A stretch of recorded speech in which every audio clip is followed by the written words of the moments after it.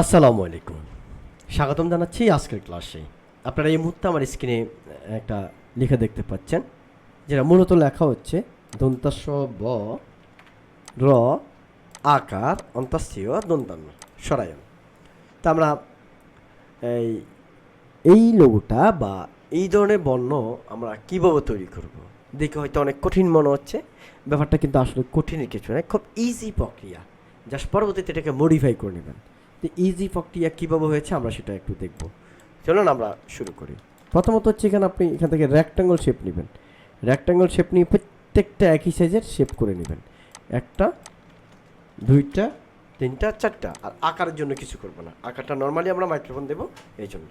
তা আমরা কীভাবে করবো দেখেন, এটা খুব সহজ। এখান থেকে জাস্ট ইরেজার টুলটা নেন, এরপর আপনি এখান থেকে ইরেজার টুলটাকে আরেকটু ছোটো করেন, সেকেন্ড ব্র্যাকেট রাইট বারবার প্রেস করে ছোটো করুন। এরপরে এখান থেকে আপনি যতটুকু আপনার প্রয়োজন নাই এতটুকু ফেলে দিন, এবং হচ্ছে আপনি এখান থেকে এবার এটাকে এইভাবে দেন, এবং এইখানে এটাকে একটু এইভাবে করে রাউন্ড করে দিতে পারেন, অথবা এখানে ত্রিভুজ আকৃতিতে রাখতে পারবেন, ঠিক আছে। তারপর হচ্ছে এখানে আপনি এটাকে এটুকু করেন র, এবং এখানে এইটার দরকার না। এটা থেকে আপনি, যেহেতু আমরা বর্ণ সম্বন্ধে জানি, এটা দিয়ে অন্তাষ্ট্রীয় বানানো যায়, সেটা আমরা ভালো করে বুঝতেছি। এবং এইটাকে আপনি জাস্ট এখান থেকে একটু নামাইয়া এখানে এবার কেটে দেন, বাস শেষ।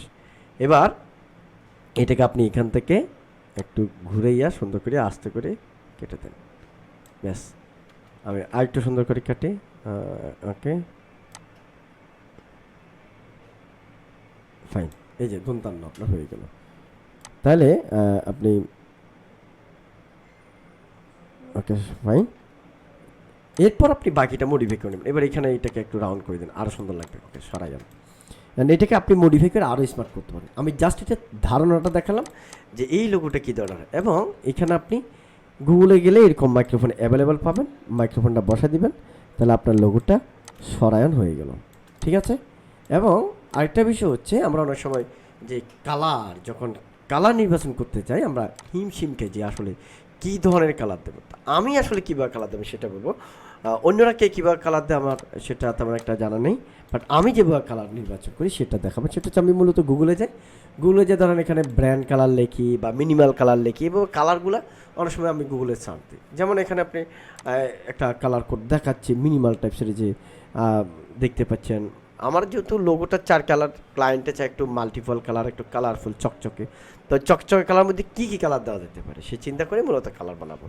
তো ধরেন প্রথমত হচ্ছে আমরা যে এখান থেকে আমরা যে কোনো কালার লিখি, এই নর্মাল কালারগুলো থেকে আমরা সিলেক্ট করতে পারি, অথবা এই যে এখান থেকে আপনি সিলেক্ট করতে পারেন। তো এখান থেকে আমি 4টা কালার নিয়ে কপি করি, এখানে যাই, এখানে আমি পেস্ট করে নিই। এবার এখান থেকে আমরা কালারটাকে বানানোর ট্রাই করি। যেমন এটা ধরলাম, এখান থেকে আমি যেমন এই কালারটা দিলাম, এরপরে এটা ধরলাম, এখান থেকে ভালো লাগছে এই কালারটা, এই কালারটা দিলাম, তারপরে এটা ধরলাম, চিন্তা দিলাম এখান থেকে এবার কোন কালারটা দেওয়া যায়, ধরেন এটা দিলাম, এরপর এটা ধরলাম, এখান থেকে আমি চিন্তা করলাম এই কালারটা দিই। তো এই যে কালারটা বা এখান থেকে দিলেন অথবা এইভাবে দিলেন, তো এইখানে আপনি যখন কালারে যাবেন তখন দেখবেন যে আপনার চমৎকার একটা কালার দাঁড়ায় গেছে, ঠিক আছে। তো এই হচ্ছে বিষয়। এবং আপনি যদি ডিফারেন্ট কালার দিতে চান তাহলে আপনি এখান থেকে সিরিয়ালিও করতে পারেন। এরপর যে মাইক্রোফোনটা আছে, মাইক্রোফোনের কালারটা আপনি চাইলে এখান থেকে এই কালার দিতে পারেন, এই কালার দিতে পারেন, অথবা আপনি এই কালার দিতে পারেন, কিংবা আপনি এই কালারটা দিতে পারেন, অথবা এই কালারটা দিতে পারেন। অর্থাৎ এইখান থেকে এই কালারটা দিলেই আপনি দেখুন লোগোটা সুন্দরভাবে আপনার এখানে ম্যাচিং যাচ্ছে, এবং ফুরান কালারের একটা ভাব, মানে ওল্ড টাইপসের একটা ভাব, দেখতে খুব সুন্দর লাগছে।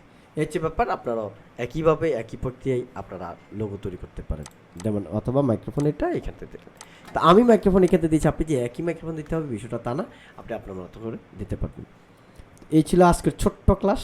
আশা করছি এবার আপনারা এইখান থেকে ইন্সপায়ার হয়ে আনকমন কিছু তৈরি করবেন।